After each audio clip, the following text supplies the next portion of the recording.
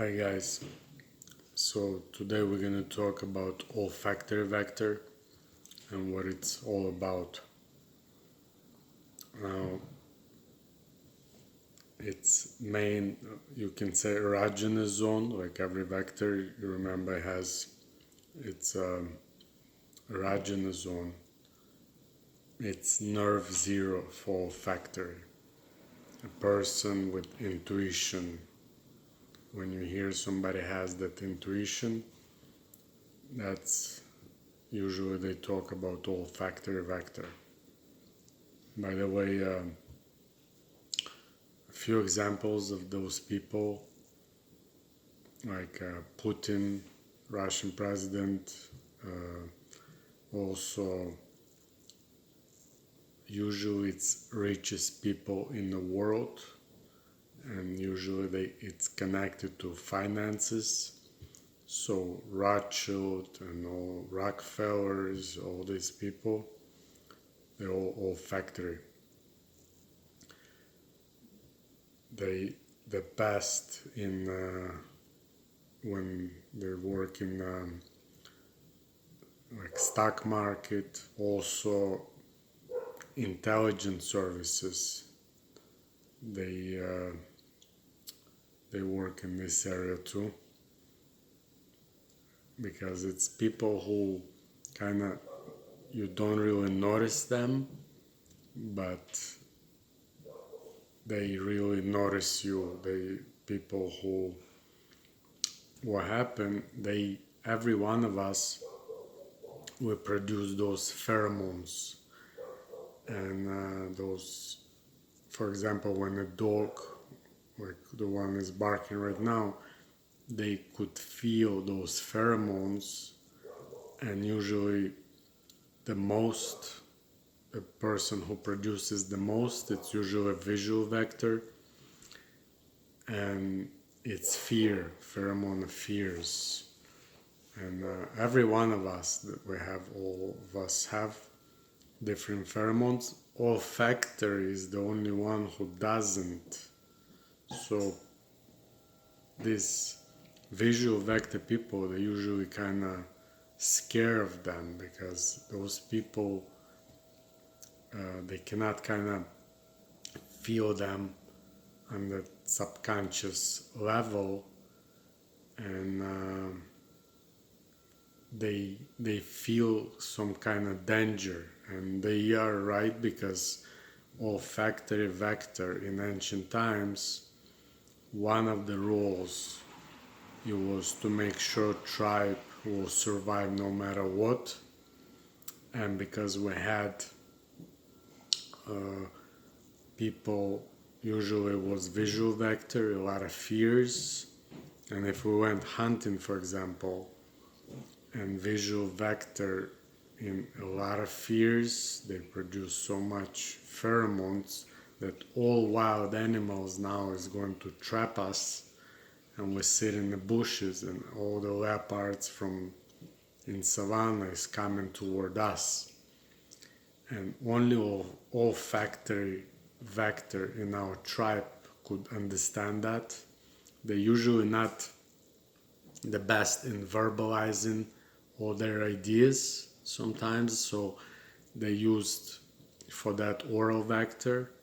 Oral vector is the one who used to kind of verbalize ideas of olfactory.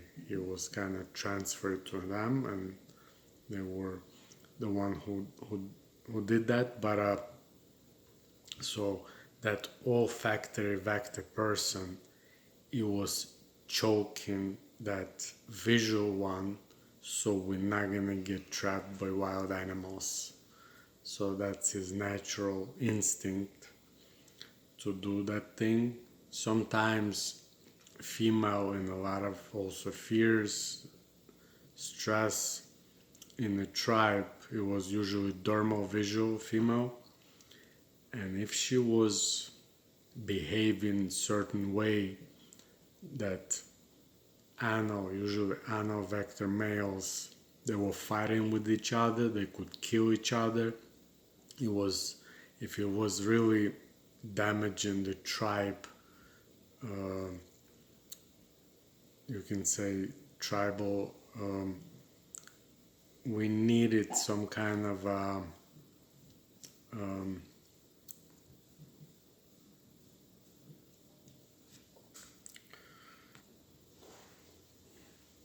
like discipline in the tribe. And if it was really bad stuff would start to happen, so he was doing the same to this female. And nowadays, if olfactory person was in like abused in the childhood and went through some issues, it could be that Ted Bundy and all those serial killers, it could be really with anal, by the way, olfactory connected with anal vector. So if it's secondary, because that anal is the one who always get offended, keeps that offense, and together they could bring that combination of something really bad if person has some issues. But I'm gonna touch it in different video. So how I want you to get a picture of that olfactory, how they think and what they're capable of doing. One of the things it was, if you remember, in Great Britain, it was slavery abolished at 1833, and in the United States, I think it's 1865. And the history of that, when a royal family decided to do that, they had to pay about 15 million pounds, which was half of the budget of the whole country, Great Britain, yearly budget. They had to pay to those several richest families,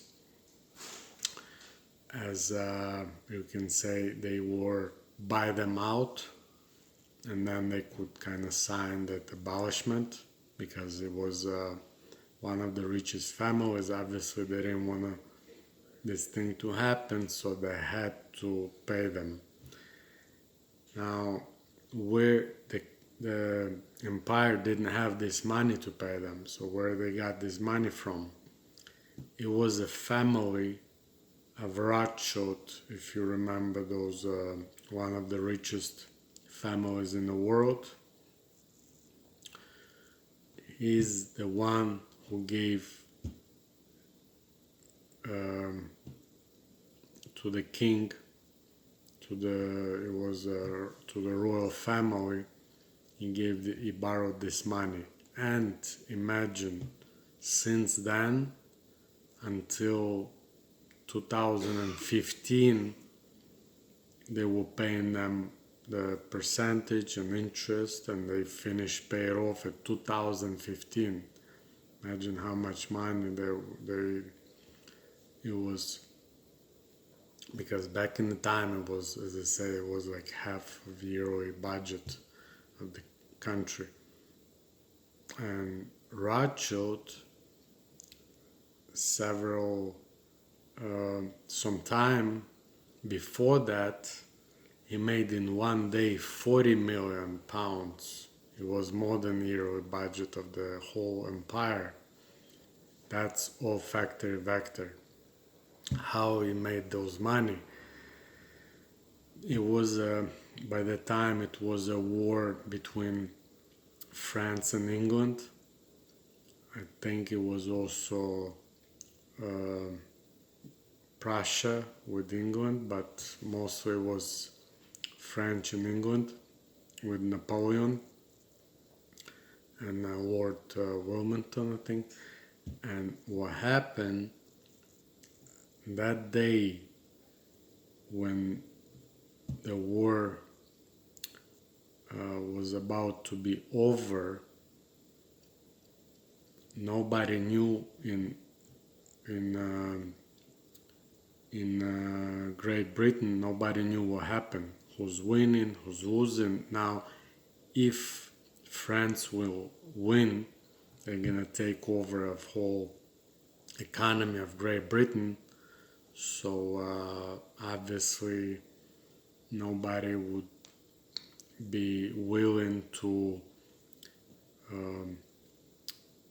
invest in the economy of the country. And on the other hand, if English win, then obviously everybody will start to I mean, the economy would be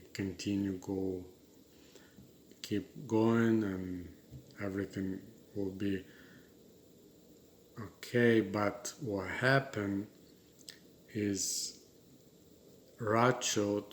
Nathaniel Rothschild, sent some people, I guess he had some secret agents, to find out who won in that battlefield of it was a battlefield of I think Waterloo, and over there the English, Great Britain actually did beat Napoleon. It was, you can say, even coincidence, but they did win in that battlefield, in this battle. And what Rothschild did, he found out, first one he found out about that, is the first one who knew what happened. And his agents came, sent him, I don't know what kind of mail, it was maybe doves but he is the one who knew what happened. Now look what he's doing. He's coming to stock market of London, and he starts to sell. At that time, his family owned banks and other industries, so he was a rich family already. They started to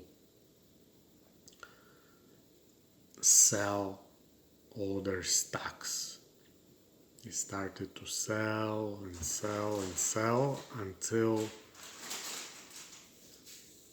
until it came to the crisis of that stock market. Everybody obviously paid attention what he was doing, because he was one of the biggest shareholders at the time of different companies. He started to sell and keep selling. Everybody started panicked. You know how stock market works, every small thing, and it was actually a war.